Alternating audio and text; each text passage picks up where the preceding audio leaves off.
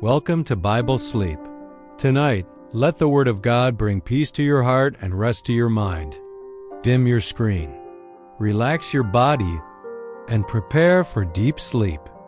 If this peaceful space blesses your night, you're always welcome to subscribe and return tomorrow for more rest in God's Word.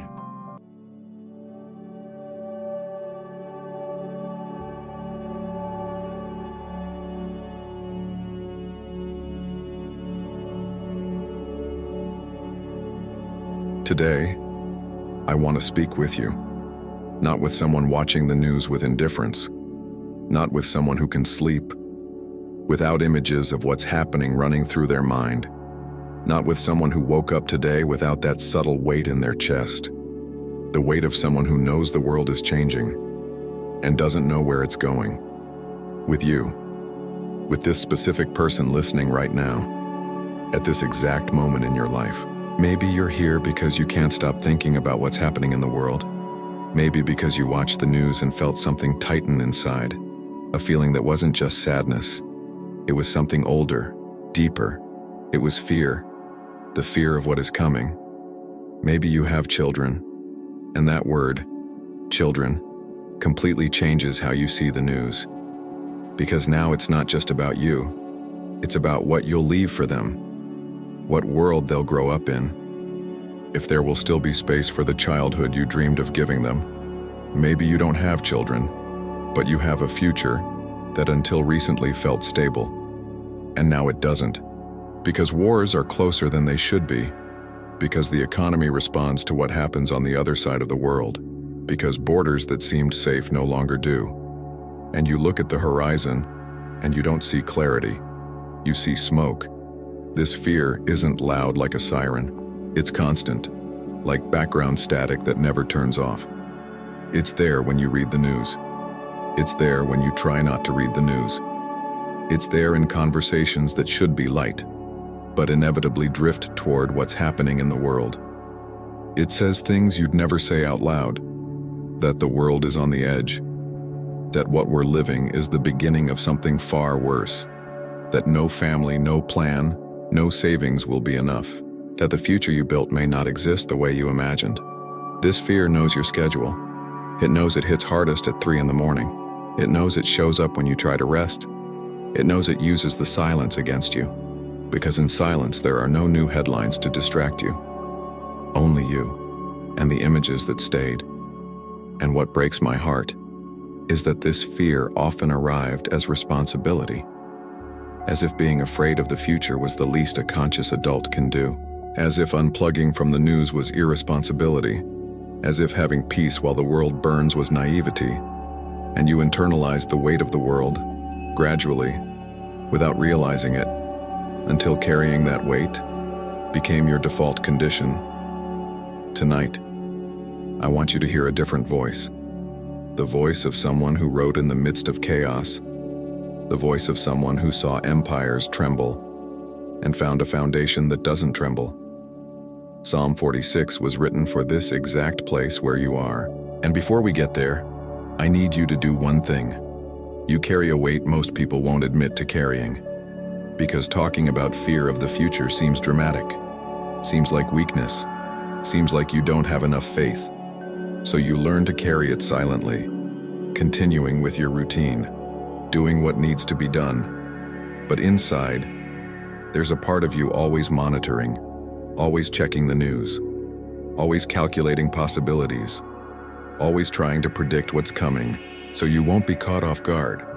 And your body carries it too. The tension in your shoulders that won't fade, the jaw clenched without you noticing, the breath that goes shallow when you think of what's coming, the stomach that tightens when you open the news app. So let's pause here for a moment, just one moment, wherever you are, sitting, lying down, on your knees. It doesn't matter. Place one hand on your chest and feel. That heart beating there is beating.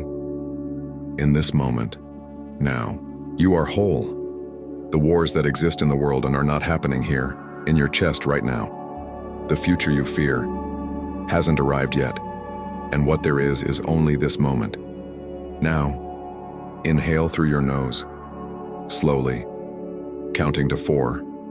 Hold for 4, and release through your mouth, slowly, counting to 6. You are sending a signal to your nervous system. I am safe right now. There is no threat here, in this moment. It is now okay to rest. One more time. Inhale, deep, hold, and release.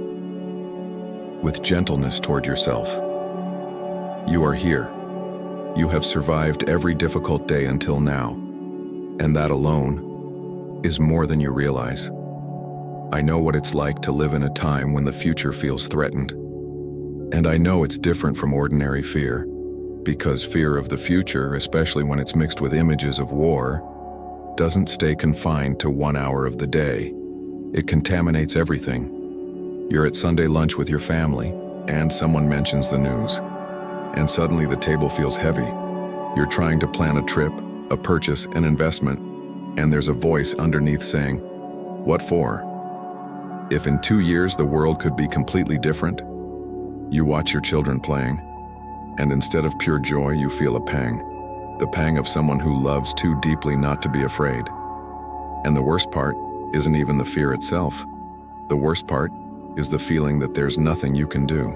Because wars don't resolve with good individual intentions. Because global crises don't obey your personal plans. Because the future, by definition, is outside your control. And for someone raised to be responsible, for someone who learned that caring means planning, for someone who believes protecting those they love is an obligation, powerlessness is one of the most disturbing feelings that exists. There is the layer that shows up in news consumption. You know you shouldn't check your phone at 2 in the morning. But you do. Because ignorance feels more dangerous than anguish. Because staying informed became a form of illusion of control. If I know what's happening, at least I won't be caught off guard. There is the layer that shows up in conversations. You find yourself calculating what to say and what not to say, so as not to frighten the people you love, so as not to seem alarmist, so as not to contaminate others with what's already heavy inside you. And so you carry it alone. There is the layer of guilt, because sometimes you are well, genuinely well, and then you feel guilty. Because how can you be well when other people are suffering, when families are being destroyed, when children are losing their childhood? And well-being turns to guilt, and guilt becomes one more weight. And there is the deepest layer of all. The question you're afraid to ask out loud, is God still in control? Or is the world adrift? Does prayer still change anything when the cannons are already firing? I need to say something to you with all seriousness. You are not alone. And there is a voice that spoke from the midst of chaos and found a foundation. Psalm 46 was written in a time of war, when empires trembled, when the earth was literally moving. And someone wrote, and in what they wrote, there is a path for you today. There is a psalm that was written in the exact place where you are, not by someone at peace while the world overflowed with stability, not by someone in a comfortable spiritual retreat, but by someone who was watching the world around them crumble. Nations at war, kingdoms in collapse, mountains trembling, seas roaring. And yet, that someone found a foundation, a fortress, a place that was not trembling. Psalm 46 was written, and it begins in a way that should change everything for you. It doesn't begin with denial of what was happening. It doesn't begin with, "Don't worry, it will be okay." It begins with identity. God is our refuge and strength, a very present help in trouble. Pause on that phrase. The first word is not an instruction. It is a declaration of who He is. Refuge, strength, a very present help, not a distant help, not a future help, a very present help. In trouble, inside it, while it still exists. And for you who struggle with fear of the future, this resonates. Because you don't need an answer for what is coming. You need a refuge along the way. The psalmist didn't pretend there was no war, and God didn't ask that you pretend there are no reasons to worry. The starting point is honesty. And from that honest place, the declaration of who God is. If you can Close your eyes. You don't need the right words. You don't need to be calm to pray. You don't need the unshakable faith you think others have. You can pray with a heart heavy from what you've seen in the news. You can pray with a mind that won't stop calculating scenarios. You can pray with a question that still has no answer. God doesn't need you to be resolved to listen. He hears you exactly where you are. I will pray for you. If you'd like, follow along in silence. If you can't, just listen. God, this person came here carrying a weight they didn't ask for. The weight of living in a world in conflict. The weight of loving people and not being able to guarantee their future. The weight of being informed and yet powerless. The weight of not knowing what is coming and having to plan as if they did. They have fought hard. Fought to keep functioning when the world seems dysfunctional. Fought to keep fear from contaminating those they love. Fought for hope when the evidence points another way.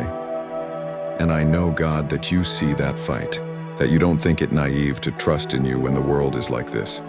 That you know how many times they wanted to stop believing and kept going anyway. God, where there is fear of the future that paralyzes, may your presence be more real than any headline. Where there is anguish over what is coming, may Psalm 46 become real within them. May they find in you my refuge the world cannot offer. May the strength that sustained God's people through wars and empires sustain this life now. God, free this person from the burden of needing to control what is beyond them.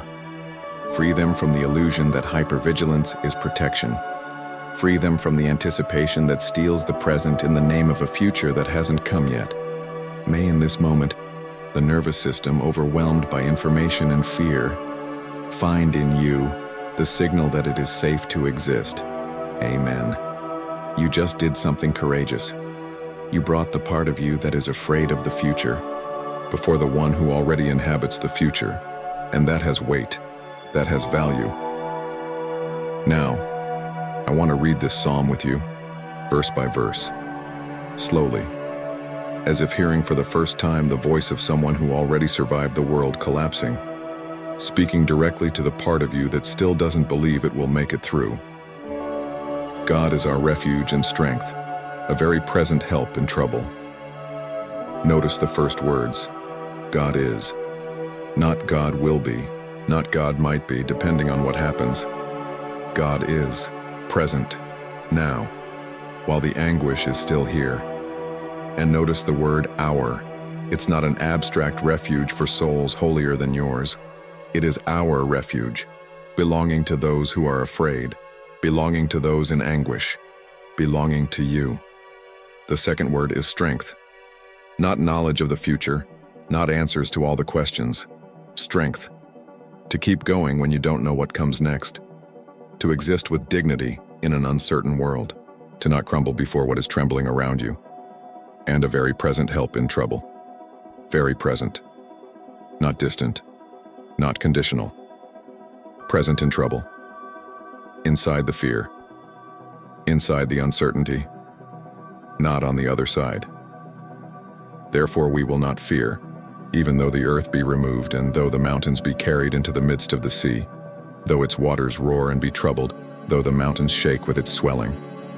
This verse must be read slowly, because it is not a promise that the earth won't tremble. It is a declaration of posture in the face of trembling, even though the earth be removed. This is a what if that has been answered. What if things change in ways I can't control? The answer is not, they won't change. The answer is, even if they do, I will not be governed by fear. For those living in a time of wars and global instability, this verse is an anchor, because it doesn't deny reality. It offers something more solid than the world's stability. Because the world was always unstable, empires always fell, wars always happened, and God's people always found a foundation that did not tremble. Not because the foundation was in the world, but because it was in God. The peace Psalm 46 offers is not the absence of war in the world. It is the presence of God in the midst of it.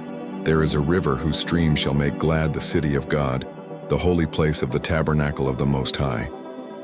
This image is powerful. In the midst of descriptions of war and collapsing nations, the psalmist introduces a river that is not agitated, that is not roaring, that is flowing, that makes glad. It is the image of a source of life that doesn't depend on the world's political stability, that doesn't dry up when empires fall, that doesn't stop flowing when headlines get worse. This river is God's presence in the midst of your inner chaos.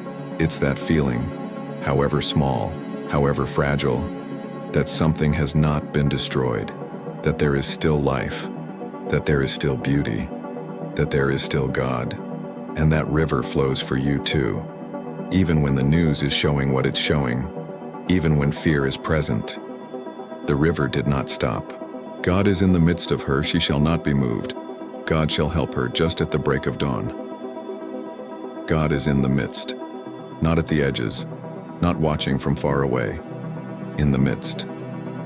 And the promise that follows this declaration is extraordinary. She shall not be moved. The city where God dwells, the life God occupies, cannot be finally destroyed. It can be shaken. It can go through tribulation. It can have hard days. But what God inhabits is not abandoned. And the last part of this verse, God shall help her just at the break of dawn, when the darkness that seemed endless finally yields, when what seemed impossible to endure somehow was endured. At the break of dawn, God is there. The help did not arrive too late. It arrived. The nations raged, the kingdoms were moved. He uttered his voice. The earth melted. Here the psalmist widens the field of view. It's not just your city that is in crisis. It's the nations. It's the kingdoms. The scale is global. And it is precisely at this global scale that God acts.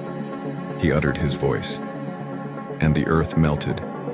This is an image of absolute sovereignty, of a God whose voice has more power than any army, of a God whose authority needs no permission from any government, of a God who does not watch human wars with powerlessness, but who governs history with purpose.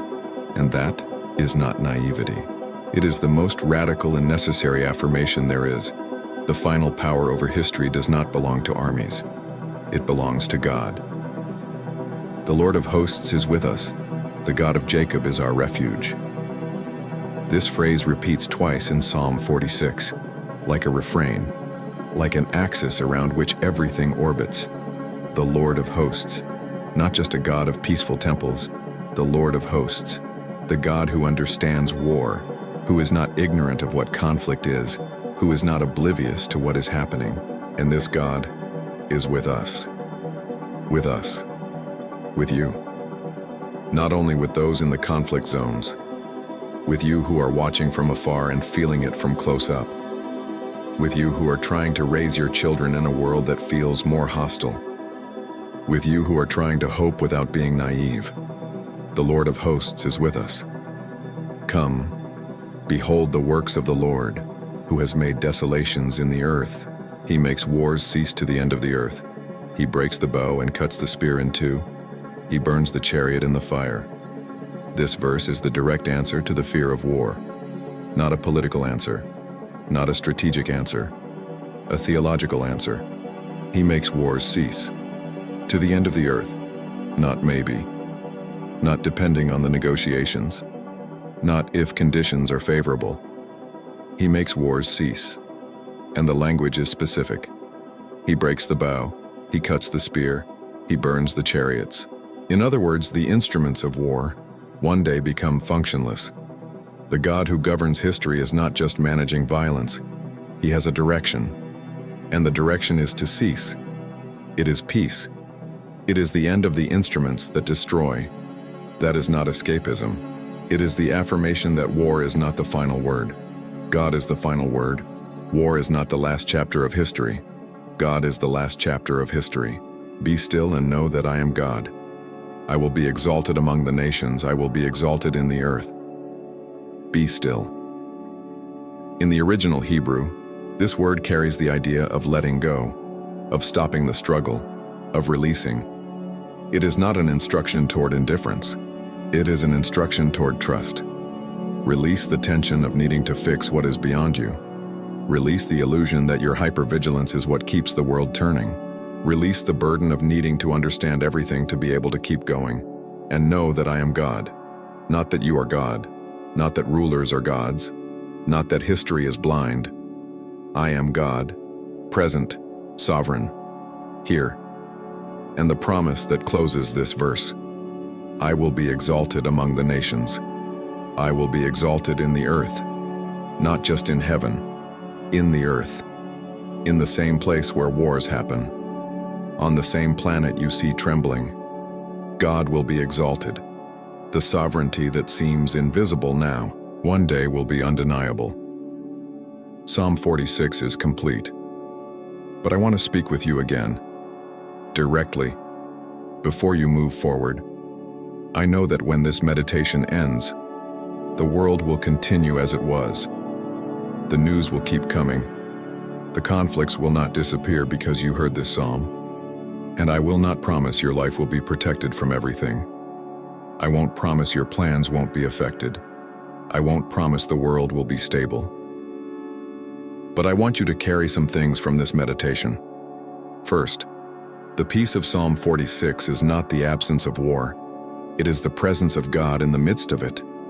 The psalmist didn't deny the nations were in conflict, didn't deny the mountains trembled, didn't deny the waters roared. He declared within all of that there was a refuge, and that refuge was not an alternative reality. It was a presence within the difficult reality. Your fear of the future will not disappear because you decided to trust God, but it will have company. The company of a God who is a very present help in trouble, who is there not after the anguish passes, but inside it. Second, you were not made to carry the weight of the world. That is God's work.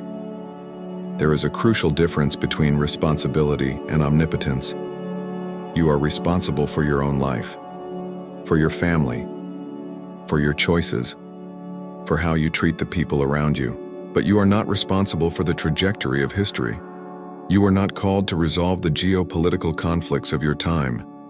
You don't have the duty to anticipate every scenario to protect those you love from all suffering. That is God's work, and God is working.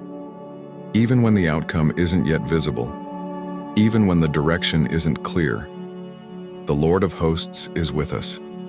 You can release the weight that isn't yours to carry. Third, history has an author, and he has not lost control of the story. Psalm 46 was written in a time of war, and the same God who sustained that people, sustained all those who came after, sustained generations who lived under empires, sustained families who crossed world wars, sustained people who saw everything they had built destroyed, and still found reason to keep going. Your generation is not the first to fear the future, and the God who sustained previous generations is the same God who is with you now. History has an author. He has not lost control of the story. He is writing, and the last chapter is his. Fourth, living well in the present is the deepest response to fear of the future. The future you fear hasn't arrived yet, and perhaps it never will exactly as you imagined, because the future has always been unpredictable. What you have is today, and when fear of the future consumes the present, you lose both. You lose the future because it hasn't arrived yet, and you lose the present because you weren't there. Psalm 46 does not invite you to indifference about the world. It invites you to presence, to be where you are, with those you love, doing what can be done, and trusting the rest to the one who can. Because caring well for the people around you is a response to the chaos of the world. Because building something with love in a time of destruction is an act of resistance and of faith. Because being present for your children today is more powerful than any prediction about tomorrow. Fifth, be still and know that I am God. That is not resignation, it is liberation. Being still before God does not mean becoming passive. It doesn't mean ignoring what is happening. It doesn't mean abandoning responsibilities. It means stopping carrying what isn't yours. It means letting God be God, while you be you. It means your worth does not depend on your ability to predict and control the future. It means your security is not tied to the stability of the world, because the world was always unstable, and God was always present, and God's people always survived. Not because the world became good, but because God was there, and He is here, now, with you, at this exact moment. And now, with all the gentleness in the world, breathe. Don't try to fix the world tonight. Don't try to discover what is coming. Don't try to calculate every possible scenario.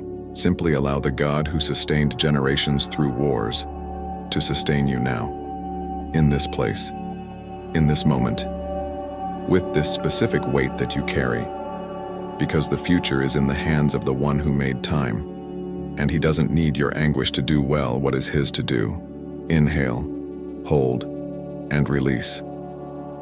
You were courageous to stop. You were courageous to listen. You were courageous to bring your fear of the future before the one who already inhabits the future. The soul that is afraid now is the same one that will learn day by day, headline by headline, that there is a God who is refuge, that there is a God who is strength, that there is a God who is a very present help in trouble, and that this God is with us. You are not alone in this time. There is a God who is refuge when the world trembles. There is a God who makes wars cease to the ends of the earth. There is a God who sustains what seems unsustainable, and He is here, now, with you. Be still and know that I am God. Psalm 46:10.